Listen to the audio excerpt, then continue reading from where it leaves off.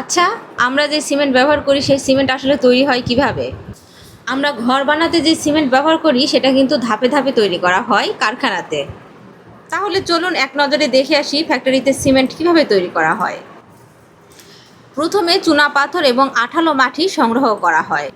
এই দুইটাই কিন্তু সিমেন্টের মূল উপাদান। তারপর বড় মেশিনেতে এগুলোকে পাউডার করা হয়। এরপর এই মিশ্রণকে একটি বিশাল ঘূর্ণয়মান একটি চুল্লিতে 145 ডিগ্রি সেলসিয়াস তাপমাত্রায় পোড়ানো হয়। আর এতেই তৈরি হয় ক্লিংকার, যেটা সিমেন্টের আসল উপাদান। আর তারপর এই ক্লিংকারকে ঠান্ডা করে তাতে মিশানো হয় জিপসাম। আর এই জিপসাম সিমেন্টের জমাট বাঁধার সময় নিয়ন্ত্রণ করে। শুধু ক্লিংকার আর জিপসামই নয়, আরও অনেক খনিজ উপাদান কিন্তু মেশাতে হয় সিমেন্টের সাথে। যেমন ধরেন fly ash, slag, limestone powder, pozzolana, এইসব উপাদান কিন্তু মিশ্রণ করা হয় সিমেন্টের সাথে। আর এই উপাদানগুলো সিমেন্টকে টেকসই, ঘন এবং মজবুত করে। আর এইসব উপাদান নির্দিষ্ট অনুপাতে মিশিয়েই কিন্তু প্রস্তুত করা হয় 50 কেজির একটি সিমেন্টের ব্যাগ।